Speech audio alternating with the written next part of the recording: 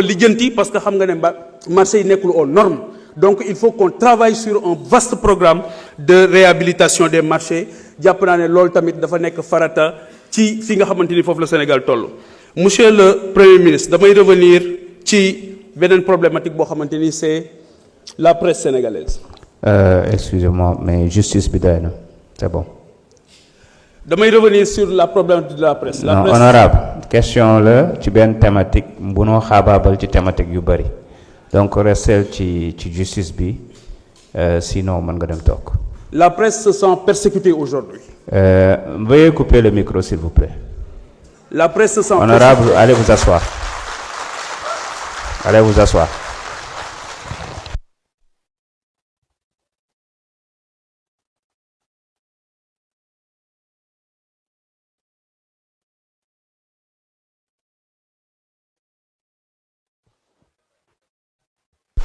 Merci beaucoup. Monsieur le Premier ministre, vous avez la parole.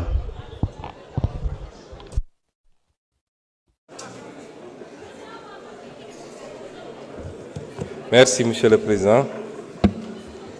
Je crois qu'il y a eu 50 000 questions en une, mais dinañ ci tontu yenn yi rek. Et je me réjouis de voir que une certaine opposition essaie de s'agripper à tous les branchages et désormais le cheval de bataille c'est d'être les défenseurs du ministre de la Justice dans une soi-disant brouille avec le reste de l'exécutif. Defe naa mun ngeen ut yeneen moyen d'opposition c'est mieux. Wax nga ci mbirum licenciement yi je crois que su dee da ngeen tudd licenciement politique rek yéen a ko wax licenciement politique ça veut dire que recrutement politique amoon na pour recrutement politique am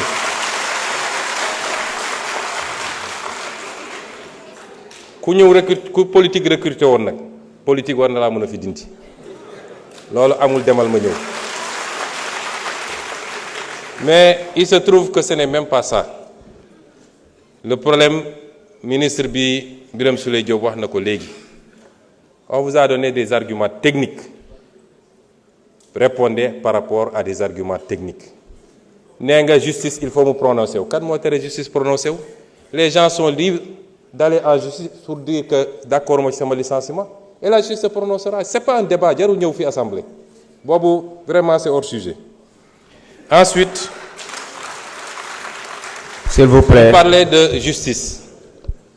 Vous savez wax naa léegi je ne sais pas dans ce que j'ai défini nga xam ne lépp ci constitution laa ko jëlee lan mooy le changer régime bi est-ce que yow xam nga régime Sénégal kon est-ce que vous pouvez me dire la constitution dit que c'est ça je rappelle que c'est ça vous dites qu'on change le régime kon la constitution existante change de régime c'est-à-dire il faut arrêter d'être aérien dee leen wax loo xam ne dañ naan 1 plus 1 égale 2 constitution article wax na lii est-ce que mooy nañ ko dee leen dellu si noonu ci politique parce que sinon da ngeen di nekk di lëndëmal askan wi ci wax yoo xam ne amul bopp amul genn. La justice elle doit être rendue. La justice a été discréditée depuis plusieurs années loolu du lu ñuy nëbb lu Sénégal yëpp d'accord la majorité des acteurs de la justice d'accord nañ ci magistrats avocats greffiers ñëpp d'accord nañu y a un problème kon loolu lu ñuy waxati. te ñi yàq justice nitu justice loxoom mi ngi ci lenn ci nitu justice yi du ñëpp parce que gis nañ li fi xew ak comment on a instrumentalisé des magistrats ba ñëpp ñaawlu ko loolu am na fi et cette justice là il faut l'aider à se redresser parce que erreur bi sénégalais yi warul def mooy jàpp ni dès lors qu'on a élu le président Bassirou Diomaye Faye le 24 mars mbir mi changé na déedéet. Il y a la volonté de changer, la conduite du changement et les résultats yi ñu war a am. L'État, c'est le même État qui est là, les mêmes agents, hauts fonctionnaires, magistrats, etc. loolu c'est pas parce que changé nga président rek que loolu changé na de liggéey la boo xam ne au jour le jour lañ koy def ce qu'on appelle l'État profond il est encore là avec ses habitudes te liggéey la boo xam ne du liggéey bu yomb. mais la justice am na erreur bi nit ñi di def le peuple a le droit de dire que j'attends. C'est le service public de la justice. Pourquoi on peut mettre la pression sur le président, sur le Premier ministre, sur l'Assemblée, et le peuple au nom duquel la justice est rendue n'a pas le droit de dire mais j'ai un problème ci sama justice nu muy doxee. Au nom de quoi? On dit le temps de la justice n'est pas le temps des hommes. Le temps de la justice est le temps des hommes, parce que la justice est rendue au nom des hommes. Et en matière de justice, il y a un principe qui est important, la célérité. La justice doit être rendue avec célérité. Ça, c'est un principe fondamental du droit. Mën nañ ci poursuivre sax des magistrats lorsque par leur négligence dossiers yi dafa nekk ba peut-être sax génn ci dugg ci délai de prescription yi. On peut poursuivre disciplinairement des magistrats. Tey bi ñu jóg ñëwee gars yi def inventaire laaj leen dans les cabinets d'instruction ñaata dossiers lañ fa fekk, des milliers de dossiers qui dorment là-bas depuis longtemps.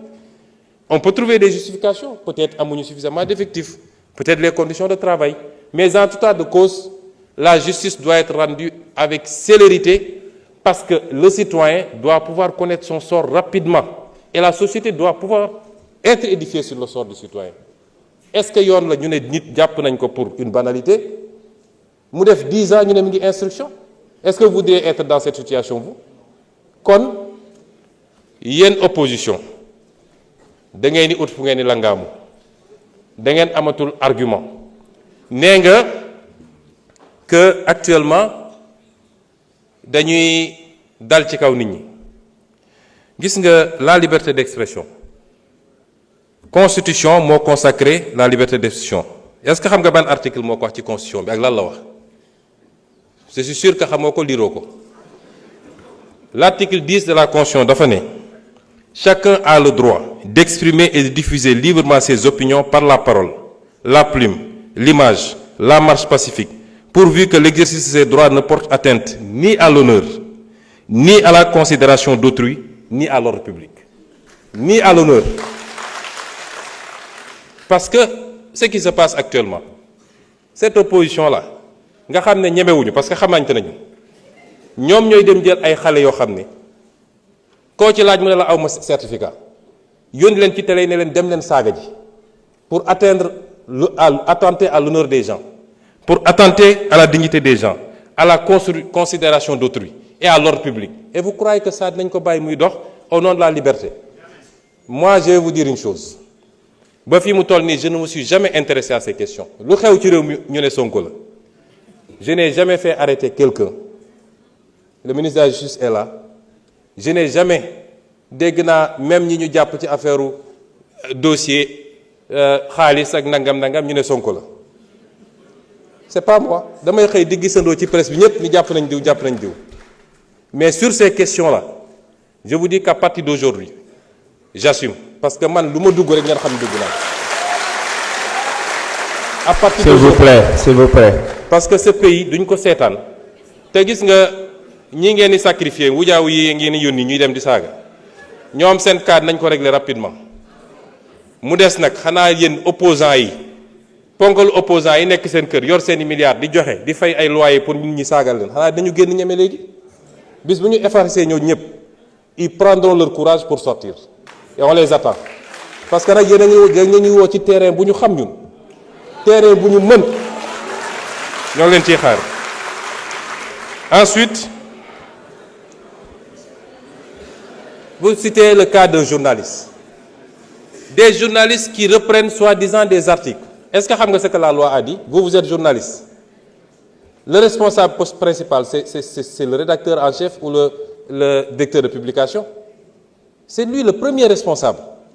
Tu prends un article, tu dis policiers yi ñu bëgg a génne dañ leen fiy génne dama joxe benn misaal dañ leen fiy génne parce que on veut aller prendre des rebelles du FDC remplacer leen ko ngeen ne loolu dañ ko bàyyi mu jàll. Merci beaucoup.